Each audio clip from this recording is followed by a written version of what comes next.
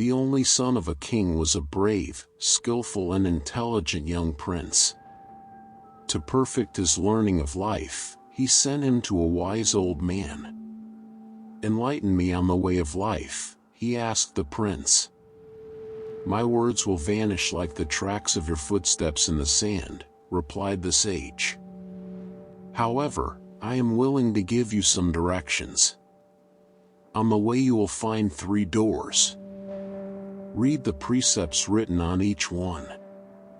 An irresistible need will drive you to follow them. Do not try to turn away from it, for you would be doomed to endlessly relive what you would have fled. I cannot tell you any more than that. You must experience everything in your heart and flesh. Go now, follow this road, straight ahead." The old sage disappeared and the prince began the way of life. Soon he found himself in front of a large door on which one could read, "It changes the world." That was my intention, thought the prince, because if some things are good for me in this world, other things are not good for me. And so began his first fight. His ideal, his passion and vigor drove him to confront the world, to engage, to conquer, to shape reality according to his desire. He found in it the pleasure and intoxication of the conqueror, but not the pacification of the heart. He succeeded in changing some things, but many others resisted him. Many years passed. One day he met the wise old man who asked him, "What did you learn on the road?" "I learned," replied the prince, "to discern what is in my power and what eludes me, what depends on me and what does not depend on it." "All right," said the elder. "Use your strengths to act on what is in your power. Forget what escapes your grasp." And he disappeared. Soon after, the prince found himself standing in front of a second door. It said, "Change the others." That was my intention, he thought. Others are a source of pleasure, joy and satisfaction, but also of pain, bitterness and frustration. And he rebelled against anything that might disturb or displease him and his fellow human beings. He tried to change their character and eradicate their defects. It was his second fight. Many years passed. One day, while pondering the futility of his attempts to change others, he came across the wise old man who asked him, "What have you learned on the road?" "I learned," replied the prince, "that others are not the cause or source of my joys and sorrows, my satisfactions and setbacks. They are only the revealer or the occasion. It is in me that all these things take root." "You are right," said the sage. "With what they awaken in you, others reveal you to yourself. Be grateful to those who electrify joy and pleasure in you. But be also for those who give birth to you suffering or frustration, for through them life teaches you what you must learn and the path you have yet to travel." And the old man disappeared. Soon after, the prince came to a door with the words, "Change yourself. If I am the cause of my problems, that is what is left for me to do," he told himself. And so began his third fight. He tried to change his character, fight his imperfections, remove his flaws, change everything he did not like, everything that did not correspond to his ideal. After many years of this combat in which he experienced some successes but also failures and resistance, the prince met the sage who asked him, "What did you learn on the road?" "I learned," replied the prince, "that there are things in us that we can improve, others that resist us and that we cannot break." "All right," said the sage.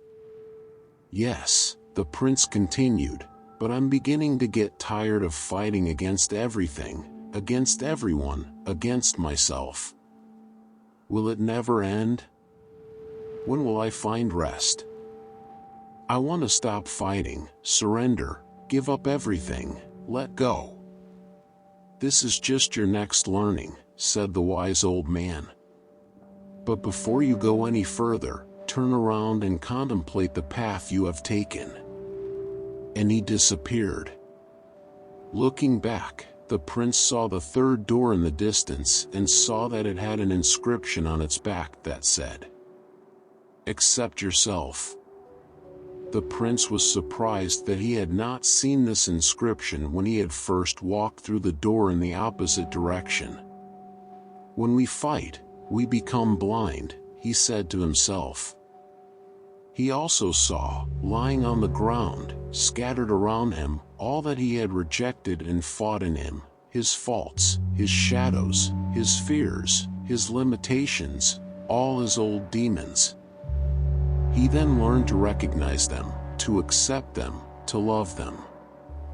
He learned to love himself without comparing himself, judging himself, blaming himself.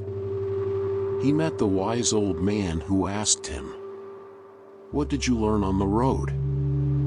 "I learned," replied the prince, "that to hate or reject any part of me is to condemn myself, to never agree with myself.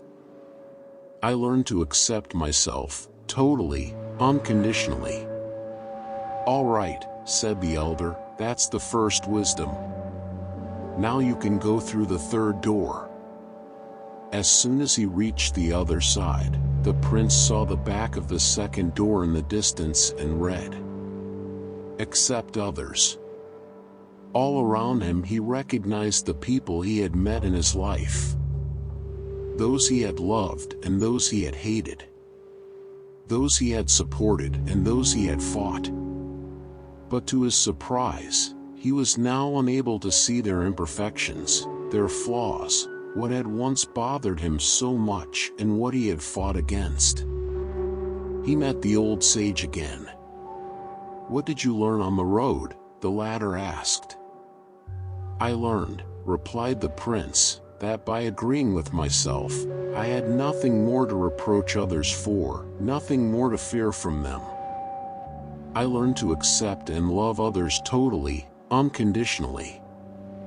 "All right," said the wise old man. "This is the second wisdom. You can go through the second door again." Arriving on the other side, the prince saw the back of the first door and read it. "Accept the world." Curious, he said to himself, that I had not seen this inscription the first time. He looked around and recognized the world he had tried to conquer, transform, change. He was struck by the splendor and beauty of everything. By their perfection. It was still the same world as before. Was it the world that had changed or his gaze? He then met the wise old man who asked him, "What did you learn on the road?" "I learned," said the prince, "that the world is the mirror of my soul. That my soul does not see the world, it sees itself in the world. When it is playful, the world seems cheerful to it. When it is overwhelmed, the world seems sad to it. The world is neither sad nor cheerful. It is there, it exists, that's all. It was not the world that upset me, but the idea I had of it. I learned to accept it without judgment, totally, unconditionally." "This is the third wisdom," said the elder. "Now you agree with yourself, with others and with the world." A deep feeling of peace, serenity, fullness invaded the prince. Silence inhabited him. "Now you are ready to cross the last threshold," said the wise old man, that of the transition from the silence of fullness to the fullness of silence. And the wise old man disappeared forever. Text by Charles Brolhart, 12/95.